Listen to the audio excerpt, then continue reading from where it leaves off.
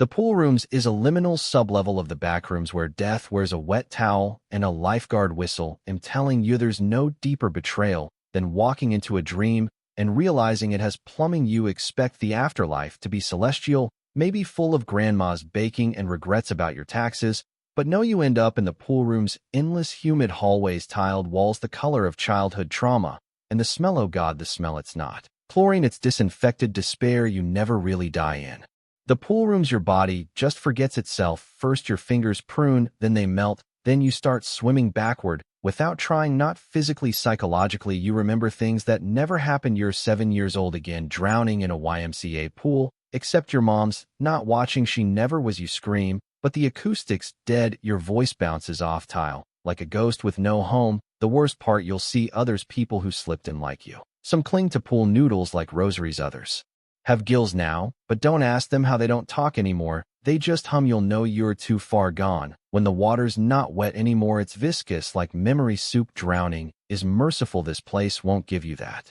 Level is an anomalous event space in the backrooms that manifests pure panic and weaponizes motion sickness. You want cardio, hey, race cardio. You open a door and suddenly you're sprinting like your middle school crush just saw your internet search history. There's no warning, no sound, just a red hallway stretching into eternity and a thing behind you that shouldn't be allowed to breathe. You don't get to see it, only hear it, wet footsteps slamming, fists, and that one sound that haunts every broken hallway. Dream the dragging of something metal that used to be someone's leg. Hey, race, what happens if you stop? Nothing, except now your meat. Ever tried screaming while sprinting at full speed? You sound like a dying accordion. Your lungs give out after 3 minutes, but your body keeps going because the fear is now hydraulic. The lights flicker just fast enough to make you doubt your peripheral vision. You see your own face in a doorframe, once, then your mother's, then your dead cats, all of them urging you to trip. People who make it out never really do. They shake constantly, can't sit in waiting rooms, can't stand in red elevators. And if you offer them a juice box, they will sob uncontrollably because that was the last thing they saw before they ran for their lives. The Smilers are hostile entities in the backrooms, known only by their floating, glowing, impossibly wide grins. You think darkness is your friend. Nah, darkness is just the opening act. The real headliner is the Smilers. Their teeth are the punchline, and your spine is the laugh track. They don't breathe. They don't move. They wait, like bad memories, like texts from your ex, like the consequences of every decision you've ever made. After 2 a.m., you'll see them first in the corner of a hallway that wasn't there yesterday. There's no sound, just silence with teeth, like if Spotify played impending doom. But in mono, you don't look at them, they look at you. Their smile grows when you flinch, when you think of moving, when you remember that you once smiled too. Hey, race, the problem, the moment you acknowledge them, they exist harder. Your vision darkens like they've hijacked your retina as you try to blink them away and instead get images of yourself grinning in unnatural ways at birthday parties that never happen. Some say Smilers don't kill, they just convince you to. You'll be found staring at a light bulb, laughing like a sitcom extra who got written out in season 1. Your lips peeled back, your jaw dislocated. Enjoy your death certificate just says he saw it. You want survival advice, don't smile back. Level 188 is a deceptively peaceful zone where the windows watch you. Let's talk about false hope, shall we? Let's talk about cozy sunlit rooms that smell like freshly microwaved childhood. Level 188 wants you to believe it's a break, a breather, a gentle reminder that not every hallway ends in blood and whispering drywall. But then the windows start winking. No, not literally. They just change slightly, subtly. You walk by one, and it shows a sunset. You walk by the same one again, and now it's night. That's fine. Maybe it's aesthetic, maybe it's real-time ambience, but then the next time it shows you standing there still watching, grinning. That's when it starts. You feel drawn to them, like deja vu made physical. The pull of a car crash, the warmth of a memory that doesn't belong to you. You get closer, you see someone waving there, you, but thinner, taller, blurred like a JPEG with trust issues. They're mouthing something, but you don't hear it. You feel it. Let me in. You touch the glass. It's not glass anymore. What's on the other side? Maybe freedom, maybe inversion, maybe you become their window, now screaming silently for the next idiot who needs a little sunshine. In level 188, you don't leave, you just become the view.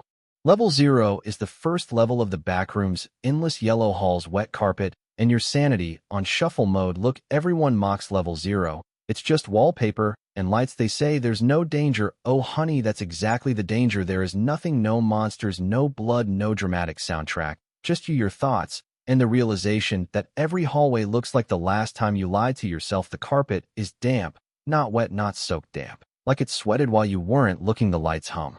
Like they're trying to tell you a secret, but they only speak in migraines. And the wallpaper, it's the exact pattern your brain uses when dreaming of a place you hated, but forgot. Time doesn't pass here. It loops. The longer you stay, the more your memories blur. You forget your name, your mom's voice, your first pet. But you remember every corner you've turned, every time you thought wasn't. I just hear you where you are. You always will be. There's a theory that level 0 isn't real. It's your subconscious buffering before death. If that's true, then congratulations, you died trying to microwave pizza rolls at 3 a.m., and now you're stuck in an IKEA-themed purgatory without exits or employee discounts. Don't run, don't scream, just walk forever. The hounds are rabid humanoid creatures that crawl on all fours. Like every nightmare you've ever had after watching The Ring on an empty stomach. There's a reason you never hear barking in the backrooms, because hounds don't bark, they growl. Like someone shoved a dying modem into a wolf's throat. Their bodies human, once maybe now. They look like every dog your childhood bully said ran away, but never did. They crawl jerkily with elbows that bend the wrong way and eyes that have seen too much and not enough. You see one, and your first instinct is pity. That's the trap. They know it. That's the bait in their teeth. Your empathy approach one. It twitches back away. It smiles. Run. It doesn't chase immediately. It waits, watches, learns your rhythm, your weakness, your left-footed limp from that old sprain in high school. And then at the exact moment you feel safe again, it pounces, and suddenly you're a chew toy on a cosmic scale. They say some people become hounds that the longer you stay in the lower levels, the more your back starts to curve. Your hands forget how to hold things. You begin crawling for no reason. You forget language, but remember scent. You hunger, but not for food, for fear. The real horror. One day someone finds you, and you don't remember being human. Level 974 is a pastel-colored hell where toys laugh too hard and nobody ever grows up, because growing up means leaving, and no one leaves at first. It's cute sickeningly. So you're dropped into a child's playroom the size of a stadium, with walls painted like cotton candy, barfed on a Care Bear plushies, everywhere stuffed lions, dolls with eyes too wide, too present, and a giggle that seems to come from nowhere and everywhere, like laughter echoing off your last nerve. Meet Kit. You won't see her, you'll just hear her, a voice like a kindergarten teacher who definitely flunked out of ethics class. She's always inviting, always sweet. Stay, play, you're my favorite new toy. You laugh nervously, then you laugh because you have to, then you don't stop laughing because now it's stitched into your programming. The food, crayons, the beds, blankets that grip you tighter than trauma. And the music, it loops the same melody you swore you heard once during a seizure. Every day is a birthday party with no candles, no cake, just clowns made of yarn and the smell of melted Play-Doh. Nightmares try to leave. The plushies cry loudly. And then Kit does her voice, turns it, distorts like a skipping vinyl of manic threats. You don't want to leave, do you? The walls start to breathe. The toys stare harder. You crawl into a toy chest to hide and find it's already full. Off others, still smiling, still twitching, and you wonder briefly how long it's been since your voice changed pitch. The skin stealers are humanoid mimics that wear the flesh of their victims like a drunken cosplay of humanity. Ever seen someone smile just a little too wide, stand a little too still, blink like they learned it from YouTube? That's a skin stealer.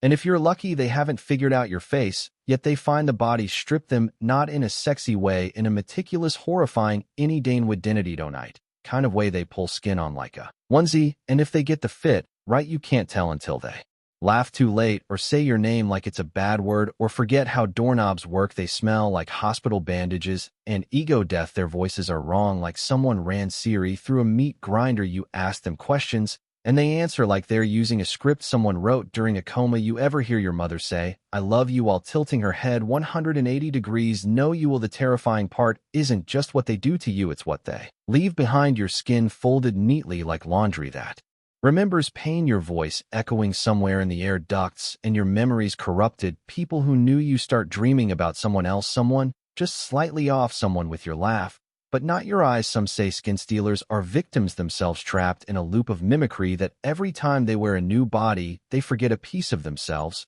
But honestly, that's like feeling bad for a parasite, because it gets lonely if it looks like your friend, talks like your friend, and smells like beef jerky left in the rain. Run, or better yet, burn it. Level 6 is a pitch-black void of endless corridors where light doesn't just die, it screams as it's being murdered. You walk in flashlight in hand, full of main character energy. The second you cross the threshold, click darkness, Not regular darkness. Not I left my phone in movie theater darkness. This is liquid void. It clings to you. It breathes. You feel it crawl up your spine, whispering unspeakable things in a language made entirely of regret. There are no entities here. They say, liars, there's something you don't see it, but it sees you. It hears your heartbeat, tastes your fear like fine wine. And then you realize it's not stalking you, it's following your thoughts. Every paranoid twitch, every swallowed scream, it feeds off the what if in your head. Try to light a match, it fizzles. Turn on a phone screen, the battery drains instantly. Glow sticks, snap. One, and ITLL scream like a dying insect. Nothing works, because light isn't just unwelcome. Here it's offensive, it's a slur. Against the silence, they say some who enter. Level 6 are found curled up in fetal positions, whispering apologies to the dark. Others vanish, no trace, as if the void absorbed them and edited them out of existence like a missed typo in God's word processor. Want to survive level 6? Don't breathe too loud, don't think in color, and for the love of whatever God, still listen. Don't wish for light. That's how it finds you. The partygoers are humanoid entities who host parties you never leave, with balloons made of lungs and cake that tastes like grief. Balloon, yay, you're invited. Balloon. That's what the note says, scrawled in pink crayon on a wall that smells like rotting candy. You see streamers glitter a banner that says let's smile forever. And oh, Luke Simeon's dancing, only they're not dancing, they're spasming. Their arms don't bend like that, their jaw is unhinged, and their eyes say help me, but their teeth are party favors. Now the partygoers wear human skin like clown costumes, bright yellow with smiles painted on. They move like sitcom laugh tracks with legs. One moment they're serving punch, the next they're injecting you with joy, not metaphorically, literally. Syringes full of neon goo labeled happiness shoved into your veins like emotional ransomware. You want to scream, but the helium in the air makes your voice squeak like a balloon animal begging for death. The music never stops. It's the same loop of a broken calliope and a child saying we every 6 seconds. You try to cover your ears, but your hands are already tied with licorice rope and your mouth's been stuffed with birthday cake that rides. And just when you think the nightmare's over, surprise, you're the clown now. They hand you a party hat. You look down and your fingers are balloons, your thoughts confetti, your memories candles snuffed out. Happy birthday forever.